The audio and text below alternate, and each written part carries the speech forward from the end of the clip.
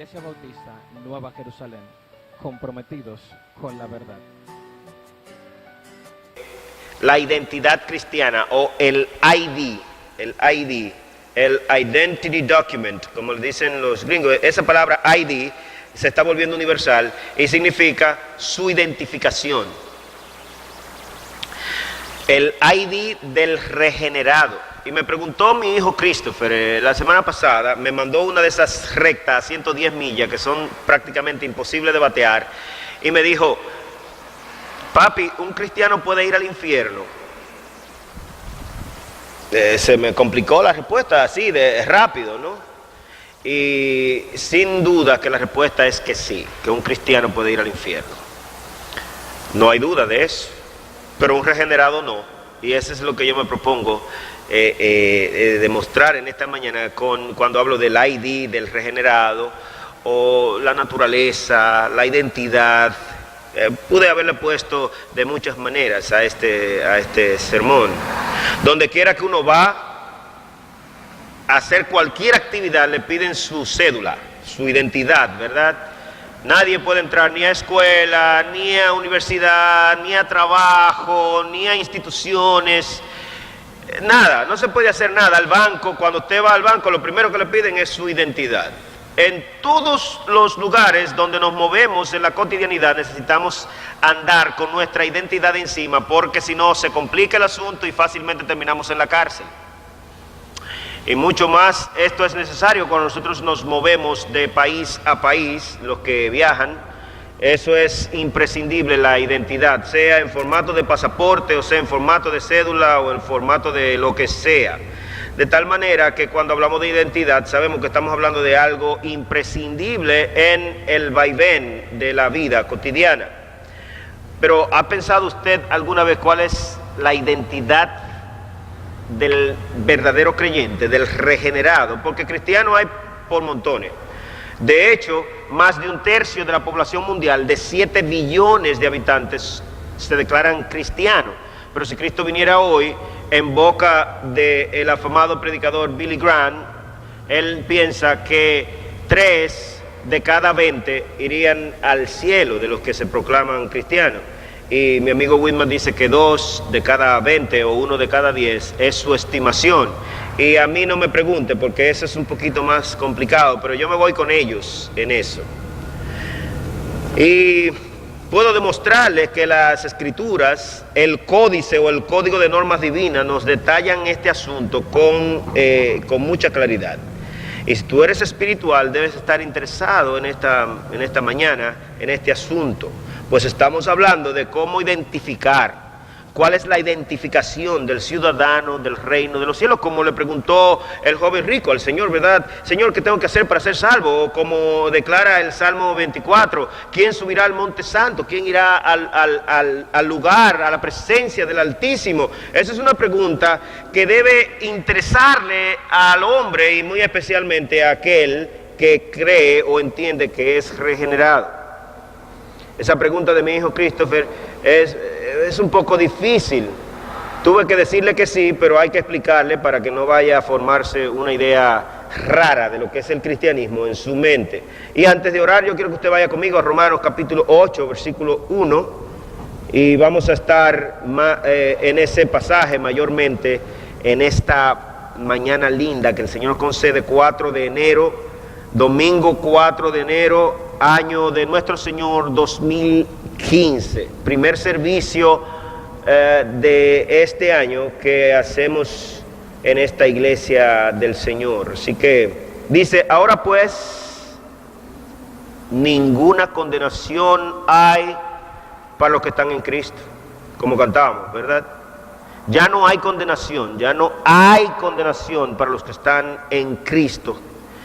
Y dice la coletilla del versículo: los que no andan conforme a la carne, sino conforme al Espíritu. Y el versículo 2 dice: porque la ley del Espíritu de vida en Cristo Jesús me ha librado de la ley del pecado y de la muerte. Señor, estamos en tu casa en esta mañana, un grupo pequeño en esta mañana de tus siervos. Hay otros que probablemente están conectados en la web en esta mañana también, Señor. Nuestro deseo es que tú nos ministre y que también ministres a aquellos que eventualmente tendrán acceso a esta plática o a esta palabra, Señor, en los medios electrónicos. Así que te pedimos, Señor, que tú quites del medio al predicador y que el predicador, si alguna chispa de algún atractivo en lo que sea tiene, eso no frene, Señor, el flujo de tu bendición en esta mañana a tus hijos, Señor. Nosotros sabemos lo que somos, pecadores en las manos de un Dios airado, pero también sabemos, Señor, que hemos hallado gracia delante de tus ojos, algunos de los hombres, Señor, y tú nos has mandado a hablar esta palabra, Señor.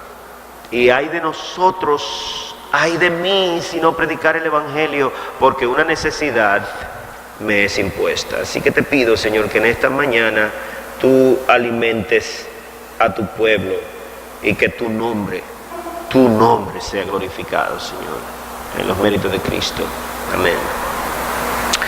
Como un fondo general en ese pasaje, yo no sé si usted puede ver, ahora pues, es un conectivo lógico. En gramática se utiliza mucho esto en el flujo de la comunicación, tanto escrita como hablada. Por tanto, la misma expresión, en consecuencia, debido a esto, entonces, lo mismo, la misma expresión se puede traducir como de 50 maneras distintas. Se llaman conectivos lógicos.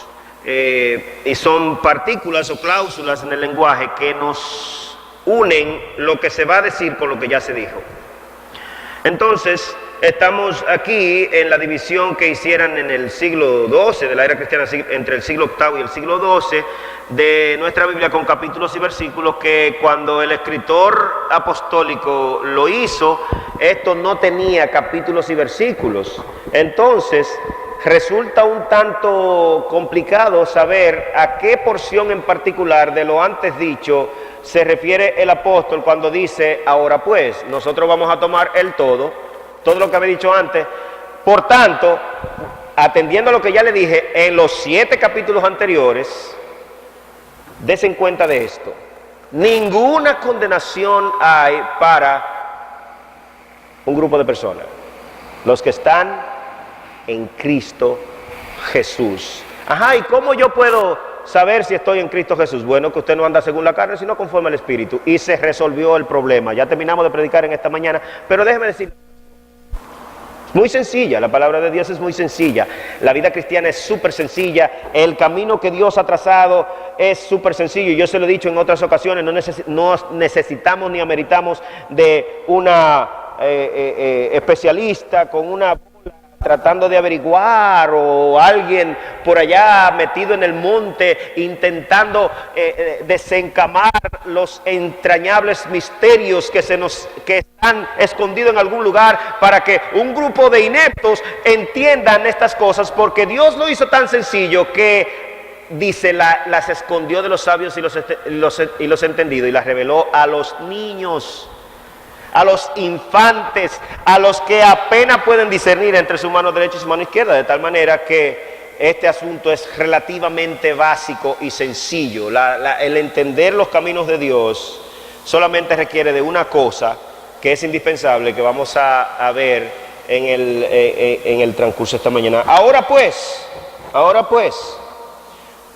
entonces, cuando usted lee Romanos, los capítulos anteriores, usted se va a dar cuenta que después de una muy magistral introducción que el apóstol Pablo hace en los primeros 16 capítulos versículos del capítulo 1 de Romanos, y también expone su tesis mayor en el versículo 16 de Romanos capítulo 1, cuando dice, porque no me avergüenzo del Evangelio, porque es el poder de Dios para salvación a todo aquel que cree, al judío y al que no es judío. Esa es la esencia, no solamente de Romanos, sino de la Biblia y de todo lo que cualquier apóstol y profeta escribió y dijo, que el Evangelio es el poder de Dios para salvar. Entonces, ahora pues, por tanto, atendiendo lo que yo ya les dije no hay condenación para los que están en Cristo Jesús. Lo que Pablo dijo, yo creo que a grosso modo se puede resumir en la identidad del hombre común, capítulo 1, verso 18, al capítulo 3, versículo 20 de Romanos, la identidad del hombre común. Cuando usted comienza a leer Romanos capítulo 1, versículo 18, que vamos a leer quizás algunos versículos en esta mañana, hasta el capítulo 3, versículo 20, Pablo está identificando cómo es el hombre común. Y no quiere usted saber qué desgracia, qué maldición, qué podredumbre, qué asco. Y Dios acusa al hombre común, es decir, a todo hombre nacido, de mentiroso, de falaz, lo mismo, de injusto, de pervertido, de maldito, de todas las palabras horrendas que usted puede imaginarse. Dios lo acusa al hombre, Dios no acusa a nosotros de eso. Eso es lo que Pablo está describiendo en Romanos capítulo 1, versículo 18, al capítulo 3, versículo 20. Horrible. Es patético mirar ese panorama. Nosotros lo hemos mencionado 1000 veces en este púlpito y lo hemos leído probablemente 50 veces en 11 años de ministerios que tenemos aquí en este lugar. Ese pasaje, porque es descriptivo, es, como le hemos dicho en otras ocasiones, una radiografía o una tomografía espiritual del ser humano. Pero también nosotros vemos después en los capítulos 7 y 8 el ID o la identidad del hombre regenerado, y eso es lo que nuestro versículo nos comunica. Pero en el capítulo 3, versículo 21 hasta el final del capítulo, se nos muestra el procedimiento para cambiar de identidad. De tal manera que Romanos, en los capítulos 1 al 8, nos muestra, después en los capítulos 9 al 14, él nos da algunos consejos prácticos y nos habla de otros asuntos que es menester saber. Pero en estos 8 capítulos Pablo nos habla de cómo Dios describe al hombre común, a todo hombre. Después, inmediatamente a eso, capítulo 3, versículo 21, cómo hay que proceder para cambiar de eso, para que ese no sea ya mi identidad, para que Dios no me vea así. Y después, capítulos 7 y 8, describe cómo luce el verdadero Hijo de Dios. Sencillo, ya se sabe un bosquejo general de Romanos y puede quizás al leerlo en la casa entenderlo mucho mejor. Pero algunas palabras, por si acaso hay alguno aquí que no acostumbra habitualmente a venir a la iglesia o que viene de cuando en vez, como suelen ser los que se llaman ser cristianos hoy día, que yo no lo entiendo, pero vamos a dejarlo así. ¿Cuál es el ID del hombre común? Mire, Romanos capítulo 3, versículo 9 lo resume perfectamente. Después de Pablo haber descrito al hombre universalmente en el capítulo 1, como les dije, en el capítulo 2 se da a la tarea de describir a los judíos, a los israelitas, cómo los ve Dios a ellos. Ustedes saben cómo, un asco, una basura, una porquería, igual que los otros. Ya, no hay diferencia. Hace mucho que Dios derribó la pared intermedia de separación que había entre uno y otro. Eso no existe. Eso, en la mente de Dios no hay de que judío y gentil. Hace mucho que Dios se la quitó del medio, ese estigma. Y es lo que Pablo está tratando de demostrar en Romanos. Pero miren cómo dice en el versículo 9 del capítulo 3. ¿Qué pues? ¿Somos nosotros mejores que ellos? Pablo diciendo, yo y ustedes los judíos somos mejores que los gentiles. ¿Sabe cómo él contesta? De ninguna manera. La misma porquería, la misma basura, la misma podredumbre moral, los mismos homosexuales, los mismos ladrones, las mismas prostitutas, los mismos mentirosos, los mismos chismosos, los mismos que se meten en todo lo que no tienen que meter. Igualito, la misma cosa, judíos y no judíos, porque eso es un problema de la raza humana. Pues ya hemos acusado a judíos y a gentiles que todos están bajo pecado. Resolvimos ahí. No quiere usted leer Romanos 1, 18 al 3:21 porque es un problema serio. Pero mire el versículo 19 de Romanos 3 también, para que usted vea cómo cierra el apóstol la situación. Y es bueno que sepamos eso, porque hermanos, no es posible la comunicación eficaz del Evangelio en ningún ambiente a menos que entendamos la ley y su problema y su fin y todo eso. Y eso es lo que este libro de manera magistral nos explica. Mira el versículo 19 de Romanos 3. Pero sabemos que todo lo que la ley dice, lo dicen los que están bajo la ley, para que toda boca se cierre y todo el mundo, todo el mundazo quede bajo el juicio de Dios. Ya que por lo que un ser humano haga, por las obras de la ley, ningún ser humano, ninguno en ninguna parte del universo será justificado delante de Dios.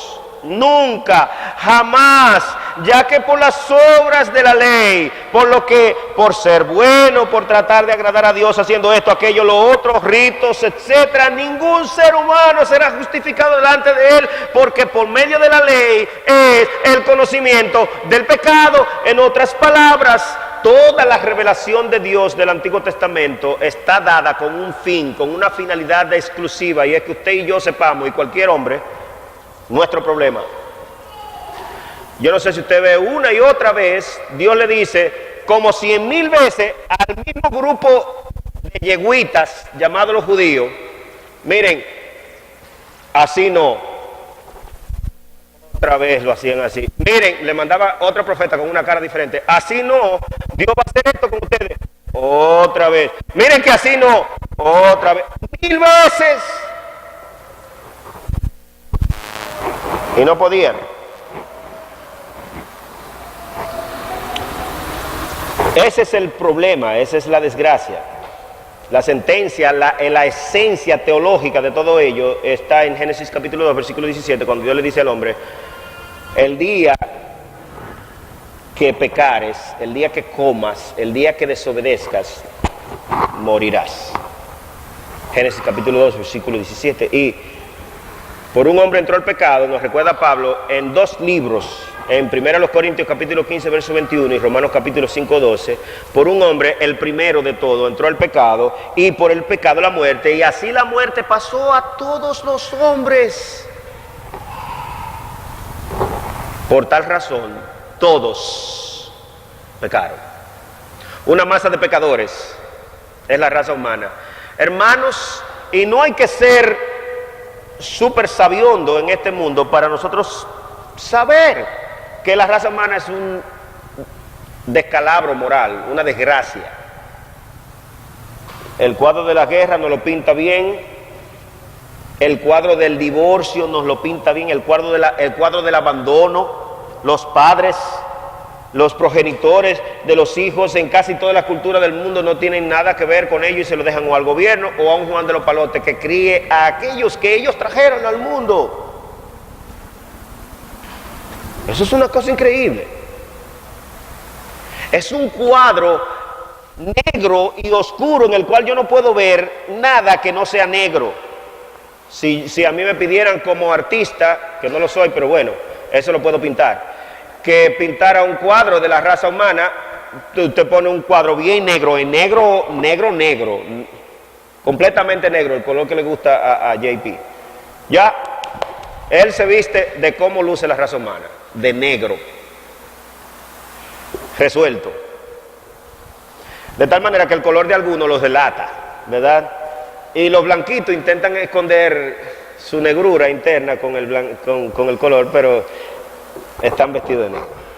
Bueno, eso es la realidad de la raza humana. Ahora bien, en lo que concierne a nuestro verso, a nuestro pasaje, en esta mañana, la identidad del hombre regenerado, y quiero hablar de la identidad del hombre regenerado, y después voy a tocar brevemente el proceso, cómo nosotros cambiamos de identidad, porque cómo nos ve Dios, una masa de pecadores, completamente negros. Pero Dios no ha dejado las cosas ahí. Y ese es el objeto de todo el plan y el propósito de Dios con la raza humana. Cambiar de negro a blanco, de sucios a limpios, de asquerosos a gente honorable, de ladrones a dignos, etcétera. Eso es lo que Dios ha propuesto, y Dios solamente ve dos tipos de gente: los malditos y los benditos. Y ya, los que van al infierno y los que van al cielo, los que están condenados y los que han sido librados de la condenación. Ahora pues, ninguna condenación hay para los que, sección de grupo, ¿verdad?, están en Cristo Jesús. Y de eso pues nos habla esta sección. Miren en Romanos capítulo 6, versículos 17 y 18. Si puede ir allá conmigo, por favor. Dice así el texto: pero gracias a Dios, que aunque eran, o ustedes erais esclavos del pecado, ojo, erais en pasado esclavos del pecado. Pablo está escribiendo aquí a los creyentes en Roma. Habéis obedecido de corazón aquella forma de doctrina a la cual fuisteis entregados, y librados del pecado. Y librados del pecado vinisteis a ser ahora esclavos, pero de la justicia. Entonces, hay esclavos del pecado y esclavos de la justicia, esclavos de la maldad, la mentira y el error, y esclavos de la bondad y de la verdad, pero esclavos los dos. Esclavo del diablo y esclavo de Cristo, si quiere que se lo explique de una manera más ilustrativa. Nada más eso en la raza humana. Y yo estoy hablando aquí desde el punto de vista teológico, desde el punto de vista de Dios. ¿Y cómo usted lo sabe? Bueno, porque yo tengo la palabra de Dios aquí al frente mío. Eso es lo que estoy haciendo en esta mañana. Mientras que Romanos 1:18 al 3:20 nos refiere la condición de todo hombre no regenerado, y Romanos 3:21 en lo adelante nos muestra cómo hacer el switch, cómo cambiar, cómo tornar de naturaleza, cambiar de muerte a vida, en la que por naturaleza nacemos y en la que podemos llegar a ser en Cristo Jesús.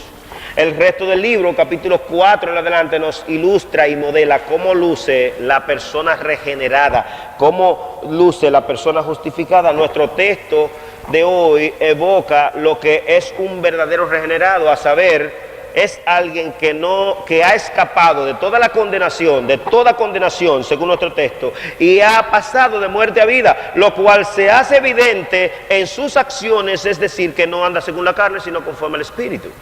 Y ya. ¿Se acuerdan cómo se lo dice Juan a sus lectores en Primera de Juan? Hijito, no améis al mundo. Si alguno ama al mundo, y no se queda ahí el versículo, y las cosas que están en el mundo, tal persona no es de Dios. Y ya, se acabó ahí. Esto es sencillísimo. ¿Y por qué hay que venir tanto a la iglesia? Pregúntele al que dijo. Yo no fui que establecí eso. Yo no tengo nada que ver en este asunto. Yo solamente tengo que ver ahora mismo que estoy hablándoles a ustedes de parte de Dios. Pero después más nada. Yo no hice plan, yo no establecí normas, yo no establecí código. Todo está aquí, al pie de la letra. Yo no sé por qué hay que ir 10,000 veces a la iglesia. Bueno, yo sé, pero en el sentido de que no fui yo que lo establecí. La razón es porque nosotros somos tan estúpidos como los judíos. Pablo dice que somos iguales, y acusó realmente a sus conciudadanos de malhechores y de estúpidos, y de que venía el profeta una y otra vez, el predicador 1000 veces, y le decía lo que tenían que hacer, y ellos terminaban haciendo otra cosa. ¿Usted lo sabe eso? ¿Por qué usted cree que en el 2014 las finanzas estuvieron muy malas? No en el suelo, pero muy malas. Porque usted no da lo que tiene que dar al Señor, y punto, y no hay otra razón. Eso es tan sencillo como sumar 2 más 2 y listo. ¿Y por qué a otras iglesias le pasó lo mismo? Porque los que son supuestamente cristianos allí no dan, no se sienten agradecidos de lo que Dios ha hecho en ellos. Es decir, que los regenerados poseen una nueva naturaleza, a saber, espiritual, que lo conduce a vivir como conviene a santos, en todas las cosas que pertenecen a la vida y a la piedad. ¿Cuál es la identidad entonces del cristiano verdadero? El regenerado es de naturaleza espiritual, es igual que o lo mismo que decir que ha nacido de nuevo, del agua, del Espíritu. Es lo que Jesús conversó con Nicodemo en Juan capítulo 3. La Biblia está llena del mismo asunto una y otra vez. Nicodemo, si no nace de nuevo, no puede ver el reino de Dios. Nicodemo, si no nace del agua y del Espíritu, no puede entrar en el reino de Dios. Nicodemo, ya te lo dije. Fulanito de tal, lo mismo. Pero usted me ha dicho eso como 100 veces, pero te lo puedo decir 1000 veces, a mí no me importa. Yo gasto un poquito más de saliva, ¿verdad? Y es lo mismo que explica el evangelista Juan en el capítulo 1, versículos 12 y 13 del Evangelio de Juan, que aquí lo hemos citado por lo menos 250 veces en los últimos dos años.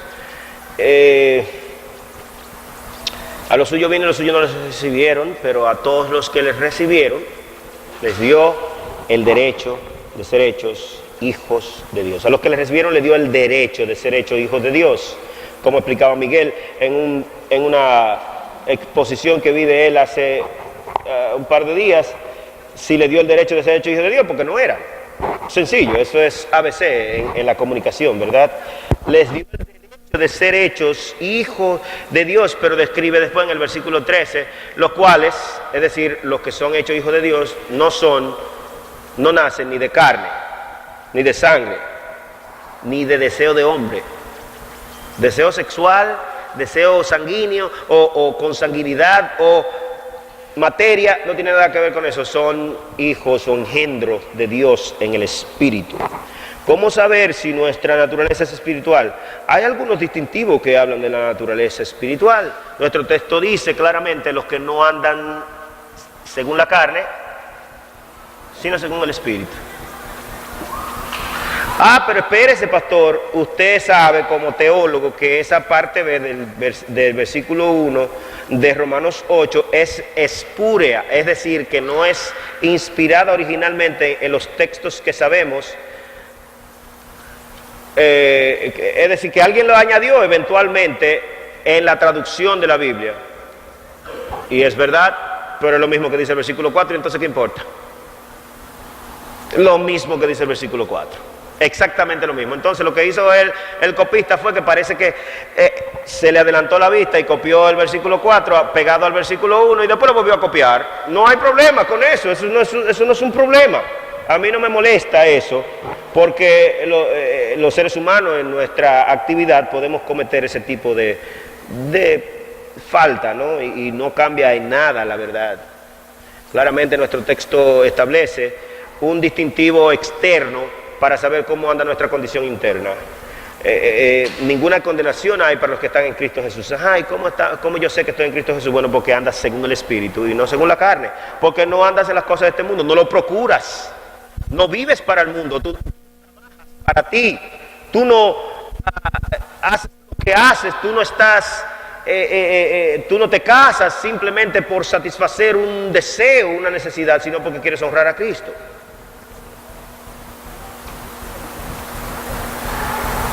Y todo lo que haces es por y para Cristo. Ese es el distintivo. Pablo se lo dijo a los efesios, se lo dijo a los colosenses también.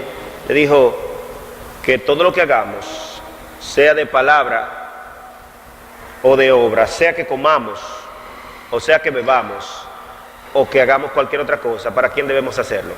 Para la gloria de Dios. Y si muero,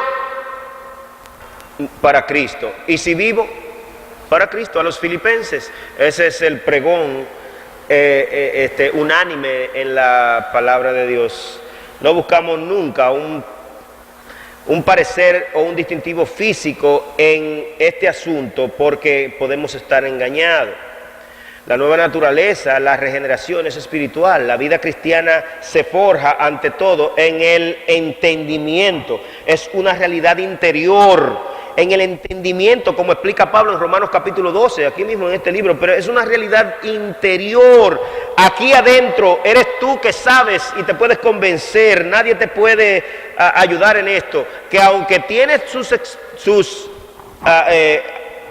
forma de uno darse cuenta exteriormente, está esto, lo que uno hace exteriormente no lo define.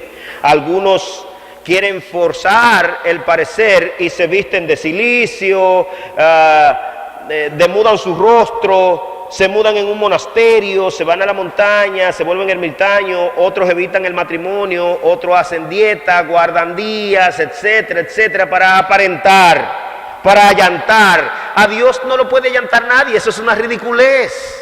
No tiene nada que ver mi condición interna con mis oficios o mis ajuares religiosos. De hecho, a menudo los religiosos no son regenerados. Es un lío, esto es muy fácil, pero yo me puedo engañar muy fácil. Lamentamos decir que la espiritualidad no está ligada a ninguno de estos artificios de hombre. Por el contrario, en los tiempos postreros, algunos apostatarán de la fe. Dice, prohibirán casarse y otros mandarán abstenerse de alimentos que Dios creó para que con acción de gracia participasen de ellos los creyentes. 1 Timoteo capítulo 2, versículo 1 al 4. El Espíritu dice claramente que en los últimos tiempos muchos apostatarán de la fe. No, tú no puedes beber eso, no, tú no puedes comer aquello, no, tú no puedes hacer esto, no guste, no tomes, no esto, no aquello, no lo otro. Y ponen la religión como una cosa de locos cuando la espiritualidad no tiene en nada que ver con esto. Cristo lo explica en La religión de Jesús. Por cierto, otro libro que escribí, que estoy revisando, que se llama La religión de Jesús. Sí, das limosna para que veas cómo es este asunto. Que no sepa tu derecha lo que dice tu izquierda, ¿verdad? Una figura para que es un asunto privado. Si ayunas, porque hay que ayunar, ¿verdad? Es lógico, eso está claro.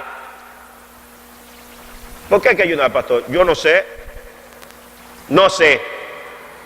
Me imagino que es para recordarle a nuestra carne el sacrificio de Cristo y los sacrificios que hay que hacer, todo eso. Porque cuando yo ayuno, el hambre me da maduro. Yo no sé por qué, pero hay que hacerlo. Cuando ayunes, que no sepa nadie que ayunas. Usted ve que no tiene nada que ver con algo externo. Si quieres tener tesoro,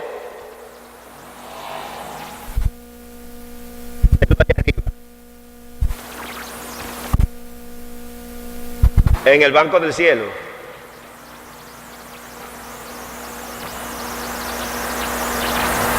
Y cuando ores, no seas como los hipócritas, porque ellos aman el orar en pie en las sinagogas y en las esquinas de las calles para ser visto de los hombres. Mas tú cuando ores, entra en tu aposento y cerrada la puerta, ora a tu Padre que ve en lo secreto, y tu Padre que ve en lo secreto te recompensará en público. Hermano, esta es la religión del Señor.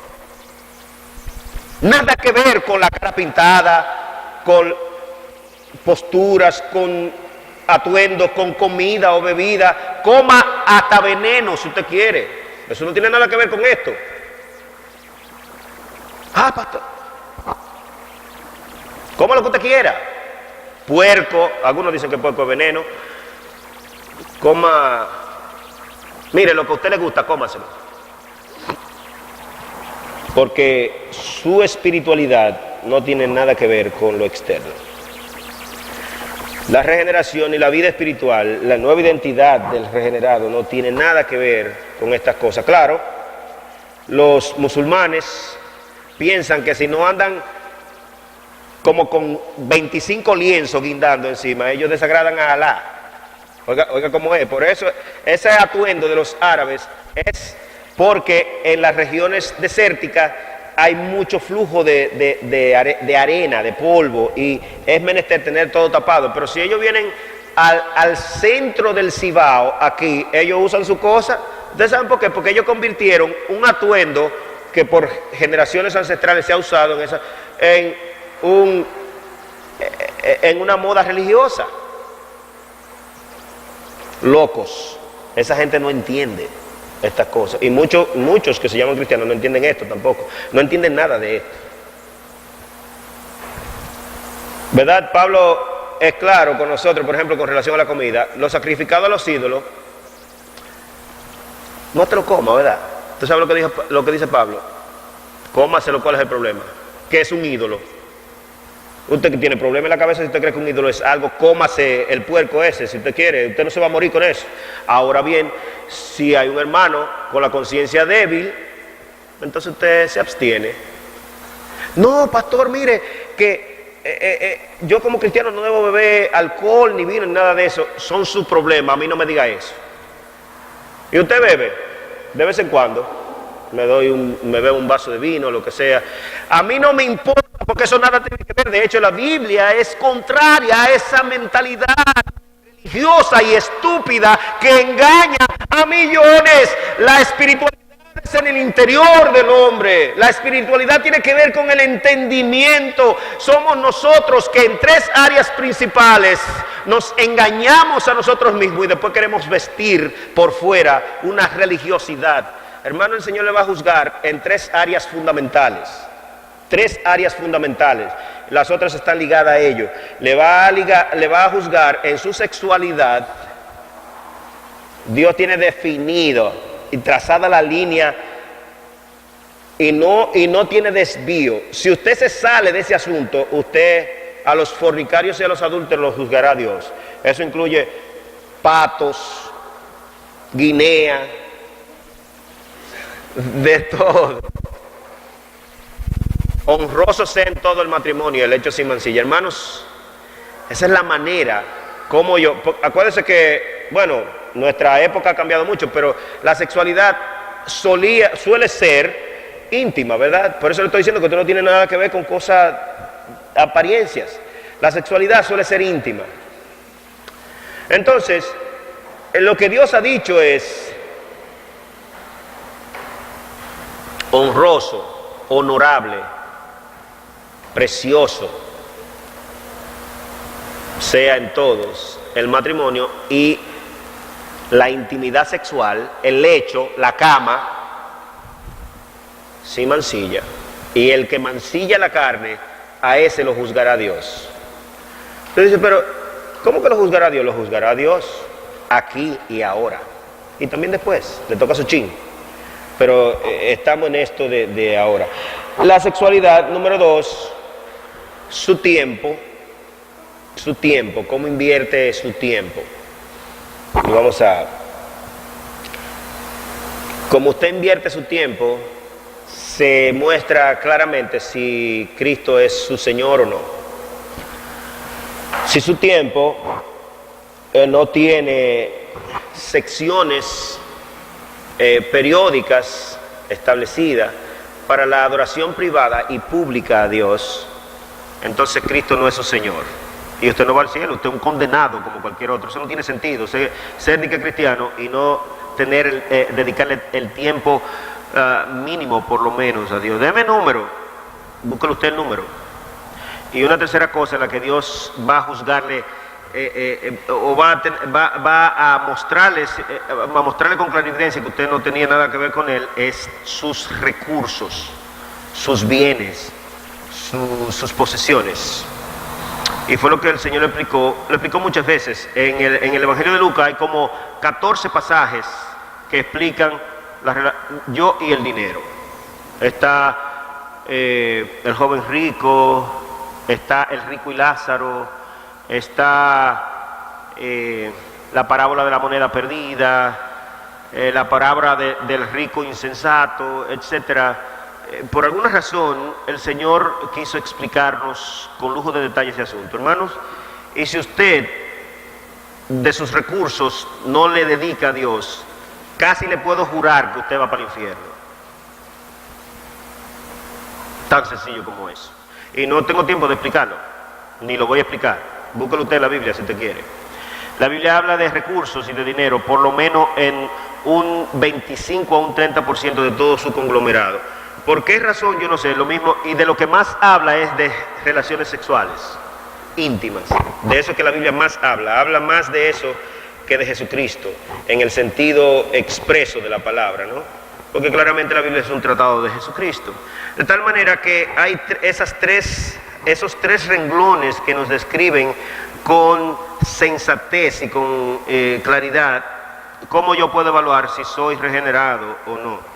y no es mi propósito describirle o hablarle de esas cosas en particular en esta mañana, pero sexualidad, tiempo y dinero. Así que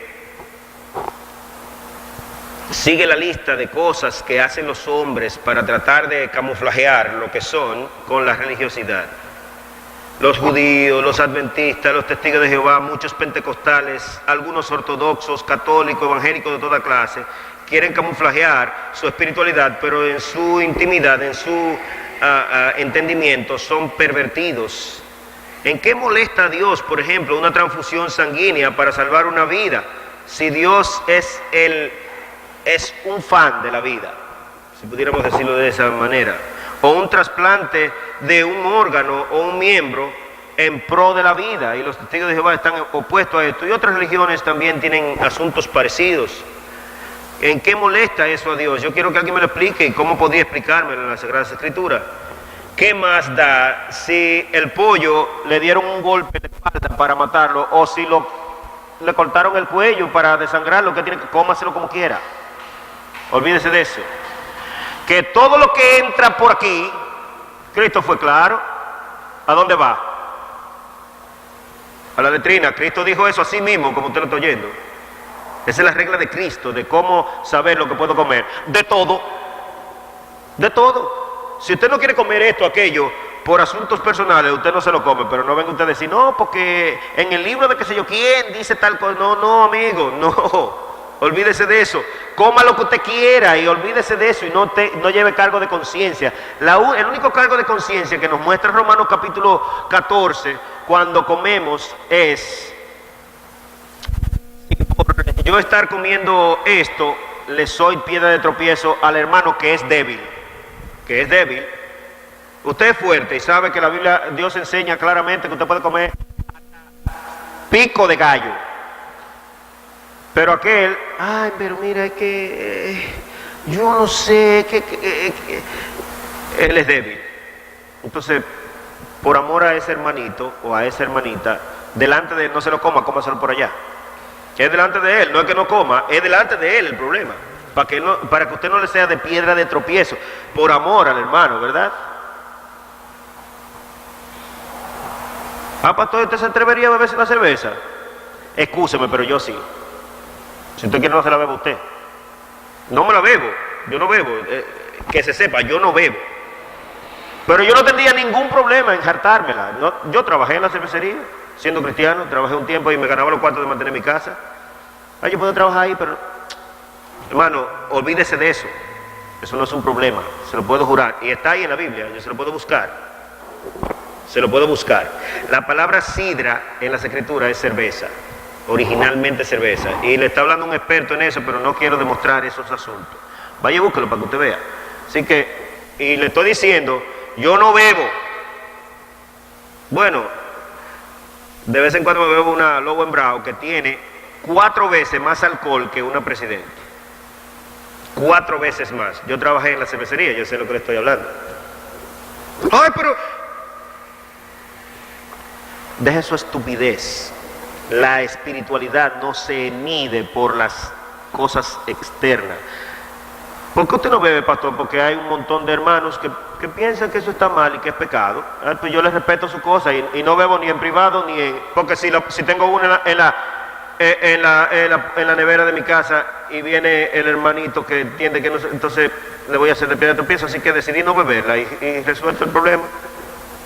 Brenda, que allá no va nadie. Yo no sé si tiene alguna guardada. ¿Cuál es el distintivo, el único que define la espiritualidad? El único distintivo que define la espiritualidad es lo que no andan conforme a la carne, sino conforme al espíritu. Ah, pero la cerveza del mundo, sí, y el puerco también, y el arroz y la habichuela, todo eso lo siembra usted, todo es de aquí. No es a eso que se refiere, usted lo sabe. Como yo suelo decir, deje el tigueraje. Usted lo sabe. ¿Qué quiere decir esto? Eso no es más que una actitud resuelta en contra del pecado. El pecado se mide más en la intimidad, de nuevo, más en la intimidad que en público. De nuevo, en su tiempo, en su sexualidad y en sus finanzas. Todo esto pasa en el interior de esa persona.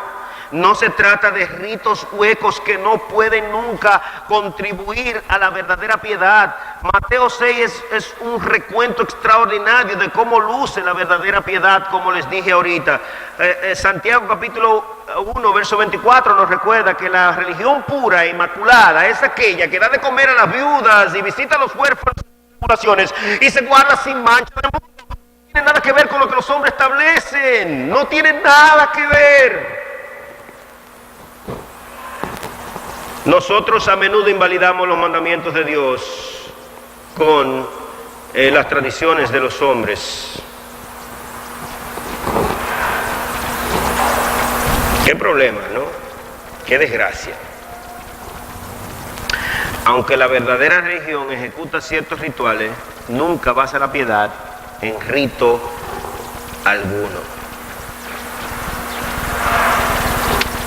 ¿Cómo sucedió esto? Miren, en nuestro pasaje, en Romanos capítulo 8, versículo 3, mire cómo dice.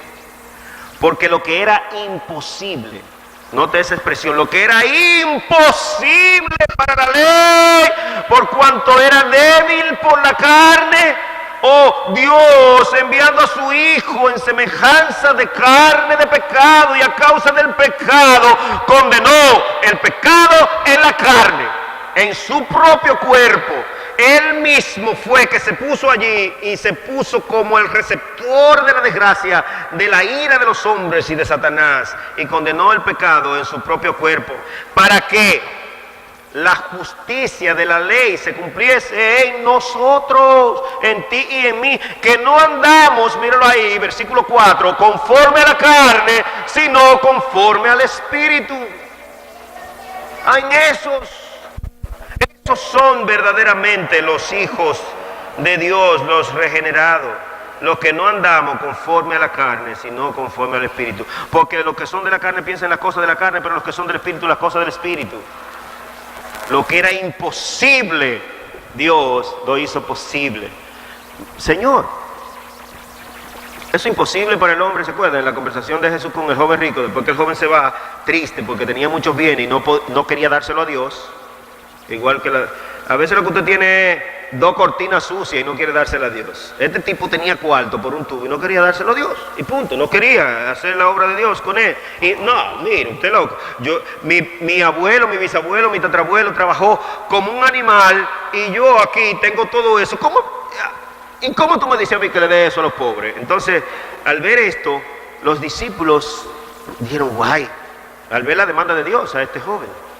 Y a usted también, la misma. Pero, Señor, ¿tú sabes que eso es imposible? Sí, para los hombres, pero no para Dios. Lo que es imposible para los hombres, es posible para Dios.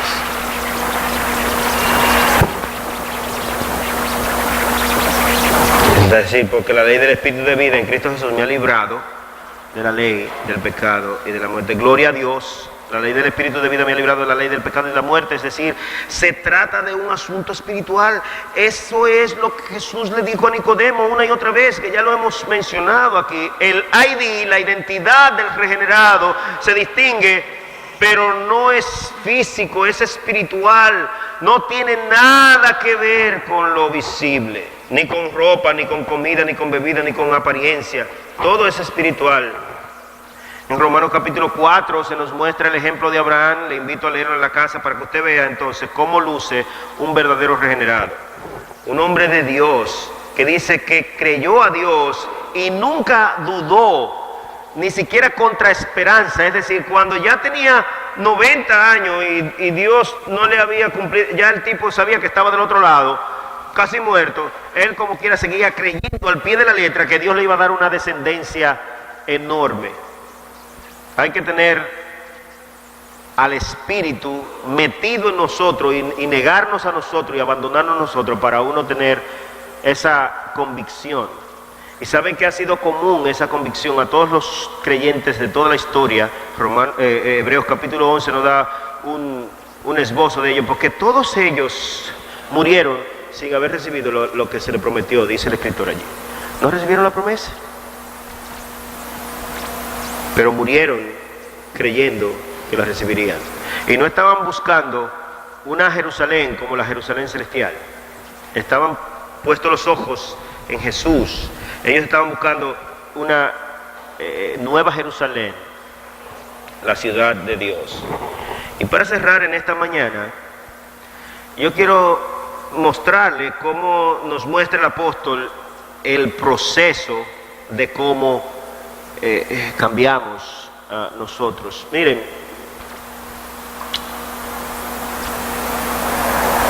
Juan y Cristo tenían una diferencia fundamental en cuanto a cómo lucía su religión.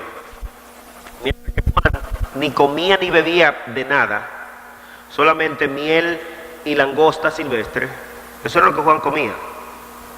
Y ya, Cristo comía hasta palito de queso y bebía vino y de todo, como si nada. Cristo estaba claro en este asunto.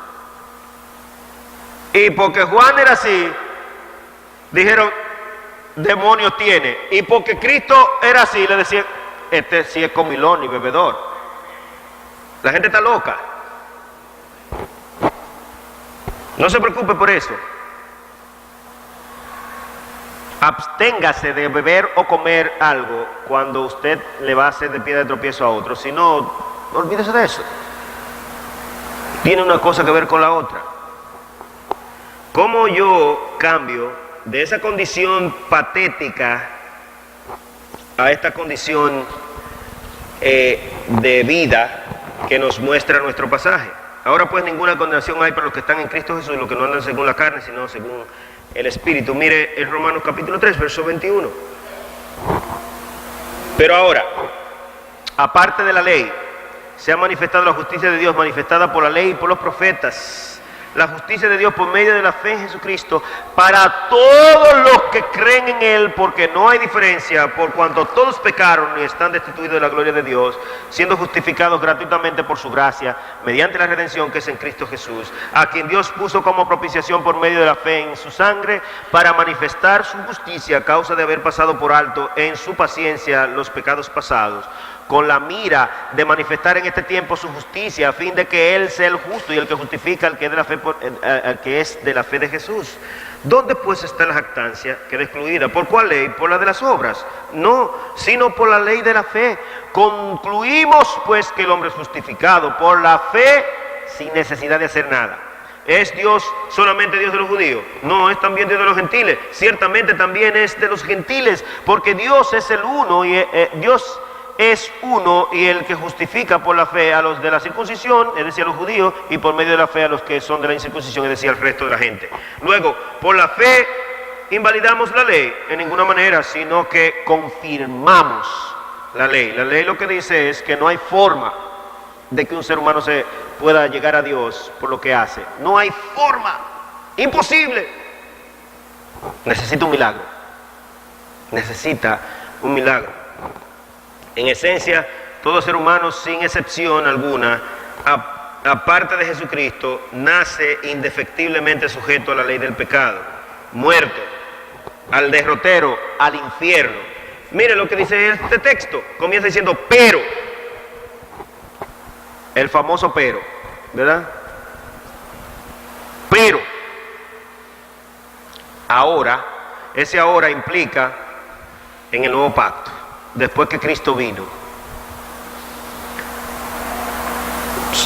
la idea es, miren, en el versículo 20 se cierra la descripción de Dios del hombre, un cuadro negro.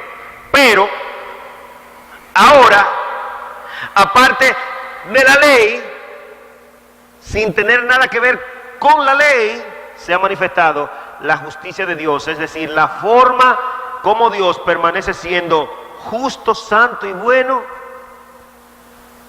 justificando al pecador. ¿Cómo es eso? Por medio de la fe en Jesucristo. Ya, se acabó ahí la historia. El Evangelio consiste en presentarle a los hombres su desgracia, porque parece que se le olvida, al ser humano se le olvida y hay que recordárselo que es un maldito, que es un malvado, que es un pervertido, que da pena y vergüenza.